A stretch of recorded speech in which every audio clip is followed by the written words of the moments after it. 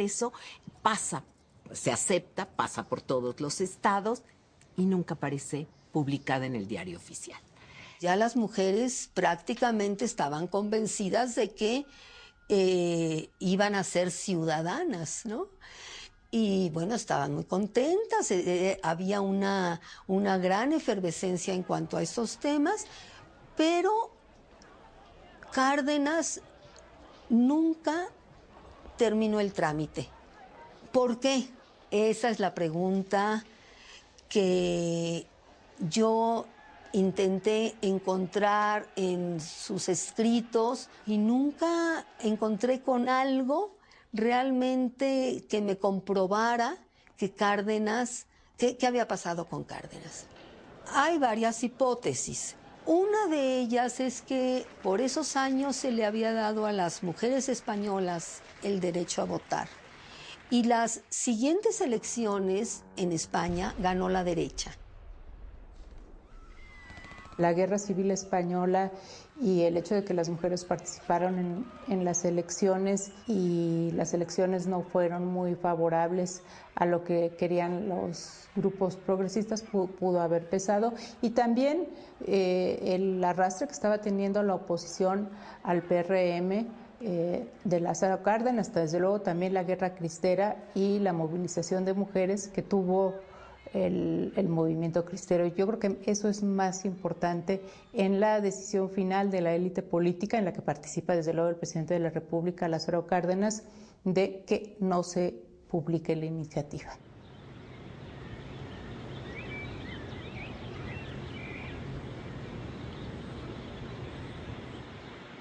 Fuimos al Instituto Estatal Electoral, fuimos a la Secretaría General de Gobierno, mandamos el documento al propio gobernador del estado, al Congreso del estado, y yo creo que ahí es en donde empezó la verdadera realidad de las comunidades indígenas, de cómo tan fácil te dicen es que es la autonomía de tu pueblo. Es que en tu catálogo no viene la palabra mujer, sí, violaron tu derecho, pues todo fue legal.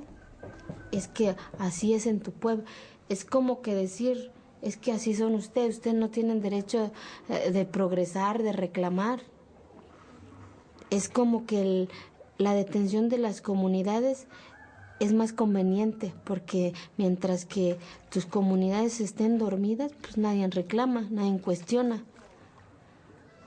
Y es cuando más me daba una impotencia de llegar al Instituto Estatal Electoral. Ni un abogado quiso llevar el caso. Todos los abogados me decían, es que es atentar al sistema, que ya preguntaste al gobernador.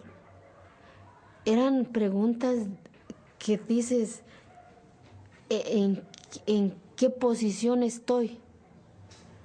Hice mis escritos como Dios me dio a entender, argumentando solamente lo que me enseñaron en la universidad y en la prepa, que dice que en la Constitución de mi país, porque yo en ese momento creía que yo era igual ante todos, que no por el hecho que yo viniera de una comunidad, resulta que me regía otro sistema de ley, ¿no? Y con eso llegué al Instituto Estatal Electoral. ¿Y qué me dice el director del Instituto Estatal Electoral? Que tiene una dirección de usos y costumbres, como yo les dije a ellos. Entonces, ¿para qué caramba hay una dirección de usos y costumbres si dicen que las comunidades se rigen bajo su autonomía? Entonces es un elefante blanco.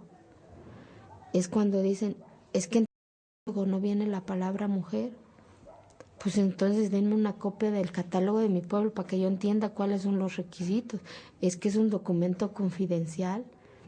Cada argumento que te daban te dolía más, te dolía más. El 1 de enero del 2008, los que quedaron tomaron posesión. El día que se tomó posesión, golpearon a las mujeres de aquí. Fue un día en donde fue duro también el 1 de enero. Fue como que la humillación, ¿no?, de esos hombres, decir, ya vieron que nosotros vamos a ganar y vamos a seguir mandando, ¿no? y te vas topando con esa realidad de esas instancias, ¿no? No había un artículo que te protegiera, porque es derecho constitucional, una ley no escrita. Llegas al Congreso del Estado, ¿qué te dicen los diputados, no? Que la autonomía es que los usos y costumbres no se pueden trastocar de a madrazo, así con esas palabras. Yo me acuerdo que te citan a ti solita, no permite que lleves otra persona en una mesa de la presidencia. Y yo salí llorando, fue el segundo momento que me marcaron también, pero ahí les dije que un día yo iba a regresar, pero en las mismas condiciones, de al tú por tú. Quizá usted, señor presidente, supo del caso el 4 de noviembre. Competí para ser presidenta municipal de Quiegolani bajo el régimen de usos y costumbres, pero el poder, la violencia, la intimidación y la intolerancia de los hombres del poder me arrebataron el triunfo que mis paisanos me habían concedido. La razón, soy mujer y profesionista, y en Quiegolani, más que privilegio, es delito y es casi un pecado. Hace poco, cuando expuse mi caso ante las autoridades electorales y ante el Congreso del Estado de Oaxaca, nadie creyó en mi historia, ni los hombres ni las mujeres que ahí ostentan como autoridad. Por eso, señor presidente, inicié una lucha para denunciar este caso ante los medios de comunicación y ante otras autoridades como la Comisión Nacional de Derechos Humanos, que han acogido con auténtico sentido de respeto mi reclamo. No pido para mí, de hecho, ya no se puede reparar el daño porque las autoridades tomaron posesión el 1 de enero. Hoy mi causa es diferente. Pido el derecho de las mujeres indígenas a ejercer el voto activo y pasivo en todas las comunidades de México. Mi causa es solo una voz que grita en el páramo desolado. Mi causa es la causa de cientos de pueblos indígenas en Oaxaca y en México, y de millones de mujeres de las distintas etnias. Y de ahí, a raíz de los medios de comunicación, conocimos al grupo de abogados de Morelos, que son los que nos ayudaron, y rescatamos el caso ante la Comisión Nacional de Derechos Humanos, ¿no? Sabiendo de que no se iba a resarcir el daño, que la comisión no es un órgano para reparar delitos electorales, pero sí podía exhortar al gobierno porque fue una violación a los derechos humanos. En el 2008, Eufrosina no pudo ejercer en nuestro país un derecho ganado por las mujeres desde 1947.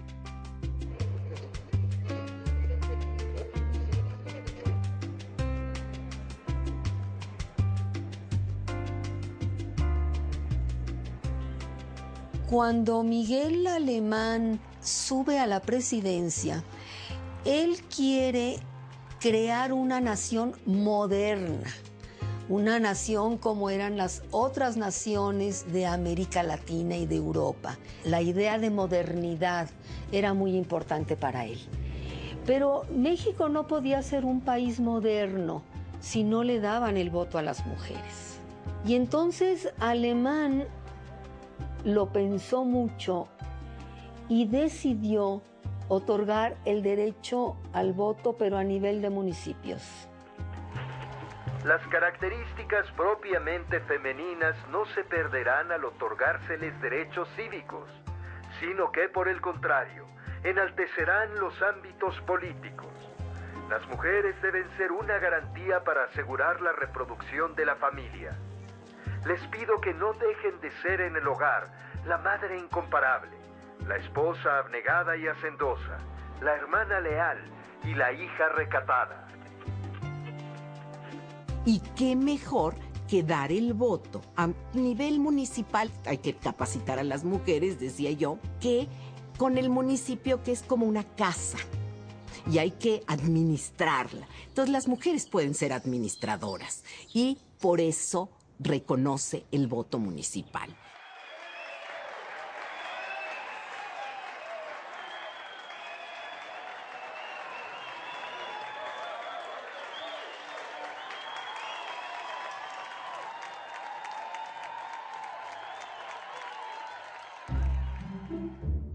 Para 1950, el universo del sufragio femenino en el mundo ha tenido muchos avances. Países de los 5 continentes abrieron el camino democrático para la población femenina en la primera mitad del siglo XX.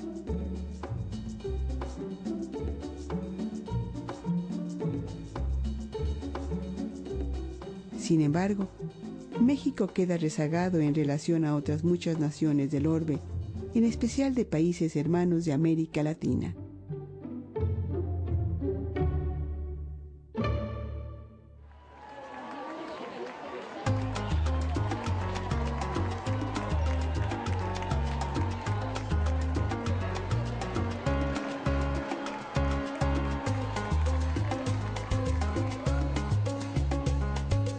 Amalia Castillo Ledón empieza a destacar como una mujer que se mueve en las altas esferas de la política.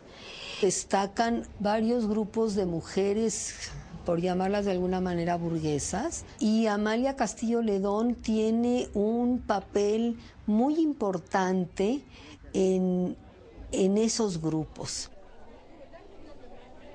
Castillo Ledón tiene poder. Es una mujer con poder, es una mujer que habla muy bien y que además tiene muy buena relación con Ruiz Cortines. Entonces le habla y le pide a Fidel Velázquez que le mande mujeres de toda la República. Y eso llama la atención porque aquí vemos cómo las mujeres siempre están como al lado de algún político, están supeditadas a ese político y a veces juegan el juego del poder con él. Y también sacan raja de lo que necesitan. La Alianza de Mujeres de México se funda para buscar el voto. La iniciativa sí forma parte de la campaña presidencial de Ruiz Cortines, que presenta una nueva iniciativa. No es la misma iniciativa que había presentado Lázaro Cárdenas, cambia un poco la redacción en detalles, y esta pues sí es aprobada por el Congreso y es publicada el 17 de octubre de 1953 en el Diario Oficial. Después de una larga lucha, las mexicanas votaron por primera vez en unas elecciones presidenciales en 1958. Fue un acontecimiento para la democracia de nuestro país. Hermila Galindo, la pionera del sufragio femenino, todavía alcanzó a ver ese momento histórico a la edad de 59 años.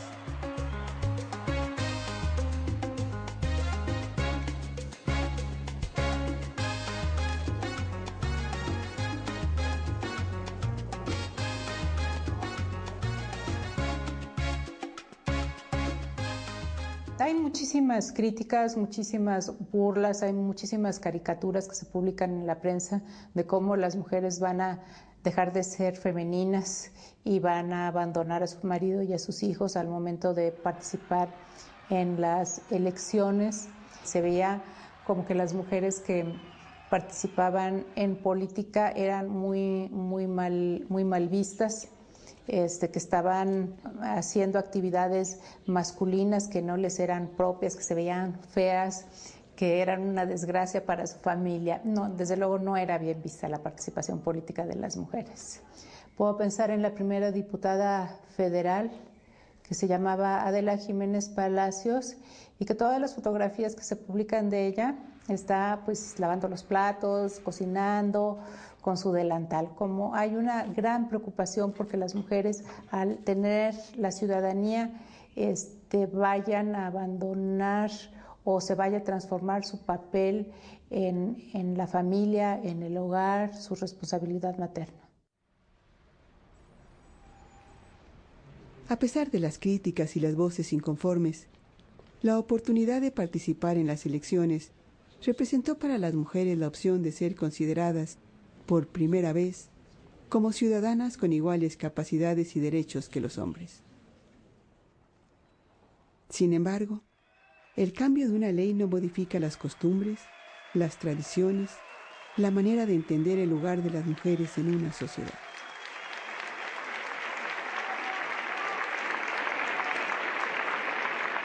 Muy buenos días, distinguidas personalidades. Antes que nada, pido una disculpa si es que me equivoco. Para mí hoy tengo emociones encontradas porque hoy se encuentran dos personas, las personas más importantes para mí, que son mis padres, y que por primera vez vienen a conocer esta Ciudad de México.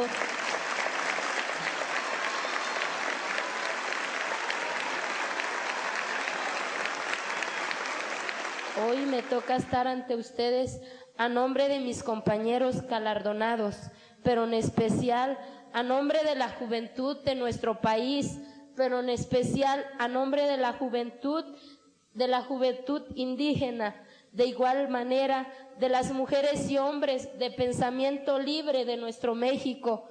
Hoy detrás de los cerros que forman una corona de espinas en torno a mi comunidad, comienza a encenderse un gran faro de esperanza que empieza a iluminar a mi tierra y que florecen millones de alcatraces blancos como sonrisas hermosas de niños, mujeres y hombres hacia esa libertad, hacia esa hermosa luz que se llama justicia para las mujeres indígenas. Es el reconocimiento al derecho de las mujeres a regir su propio destino, a ejercer el voto activo y pasivo. Este río de justicia ya inició su camino.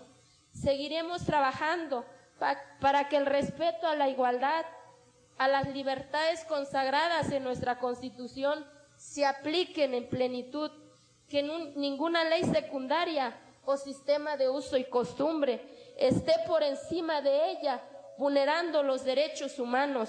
Desde aquí, jóvenes mexicanos, los invito a desafiar las injusticias, las amenazas, el hostigamiento. Al final del camino, estoy segura que ganará la justicia, la libertad, la igualdad y el progreso de nuestro país. Atrévanse a hacerlo. Muchísimas gracias a todos los que nos han ayudado a cambiar mi comunidad y mi estado. Gracias.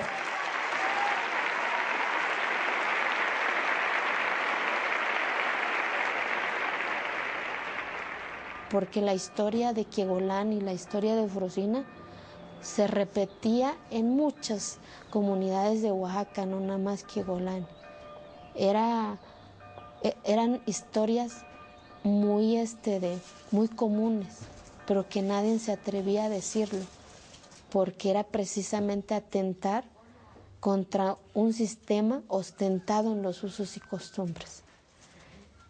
Y ahí es en donde empieza, yo creo, la verdadera revolución. Ya había iniciado acá en Quiegolán, porque volteaste a un pueblo de cabeza, ¿no? Volteaste quizás a familias de cabeza.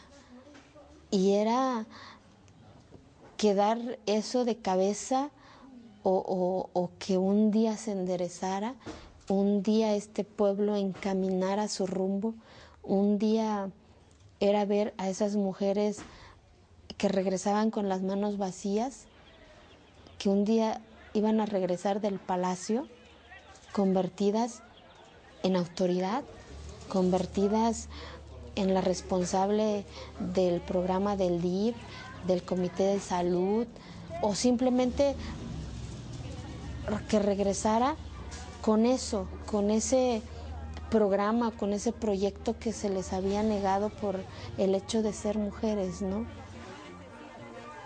Y ahí es en donde la comisión emite un exhorto en 2008 y en donde obliga al gobierno a reformar las leyes que suplen el derecho de la mujer. Y en mayo aprueban en el Congreso local la reforma al artículo 25 de la Constitución local del Estado en su fracción 2, en donde quedó que en todo el Estado la mujer va a tener su derecho a participar en los procesos electorales, ¿no? Y gracias a eso, estas pasadas elecciones, muchas mujeres ya pudieron impugnar. Muchas mujeres, gracias a esa impugnación, hoy son presidentas de sus comunidades. Entonces, se creó el precedente. Y por primera vez en Quiogolani las mujeres votaron, ¿no? El 7 de noviembre. Por primera vez la asamblea elige a una mujer como secretaria municipal, hombres y mujeres. Y eso te habla de que sí se puede cambiar, pero tenemos que arrebatarles lo que merecemos, porque si no lo haces, nadie lo va a hacer. Pero lo tuvimos que entender, lo tuve que entender yo, y lo sigo entendiendo, que falta muchísimo, quizás, que a lo mejor mis ojos no van a ver lo que sigo soñando, pero a lo